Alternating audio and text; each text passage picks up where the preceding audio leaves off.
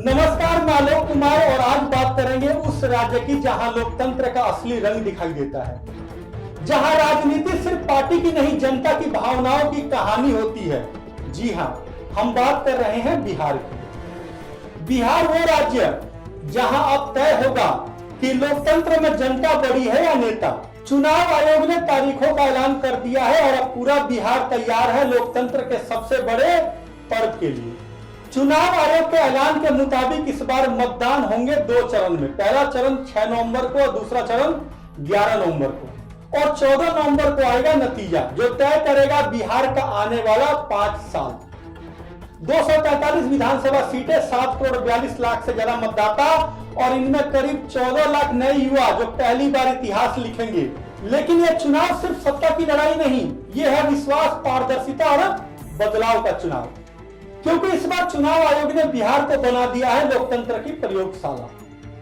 पहली बार प्रत्याशियों की रंगीन तस्वीरें होगी ईवीएम पर, मतलब वोटर अब नाम नहीं चेहरा देखकर भी फैसला करेगा।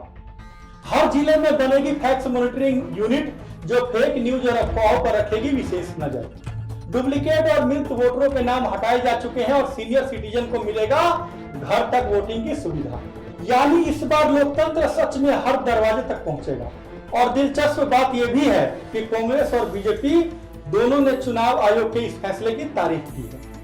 कांग्रेस ने कहा है कि आयोग ने पारदर्शिता को प्राथमिकता दी है, वहीं बीजेपी का कहना है कि अतिरिक्त समय और निगरानी से जनता का भरोसा और बढ़ेगा।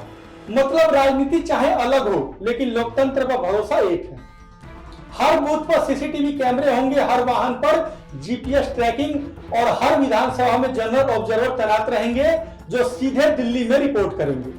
अब यह चुनाव सिर्फ जनता का नहीं, तकनीकी और ईमानदारी की परीक्षा भी होगा।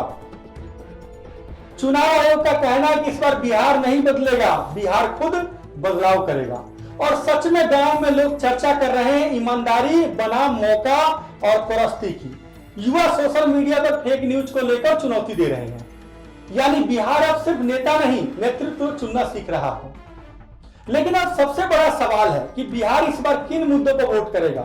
युवाओं के लिए रोजगार, किसानों की हालात, बढ़ती महंगाई और कानून व्यवस्था, यही 4 मुद्दे इस बार केंद्र में हैं। और सबसे दिलचस्प बात यह है कि अभी तक न इंडिया गठबंधन ने और न ही एनडीए ने अपना मुख्यमंत्री चेहरा घोषित किया है। सीट बंटवारे पर भी दोनों की ओर से अभी तक कोई सहमति नहीं बन पाई है।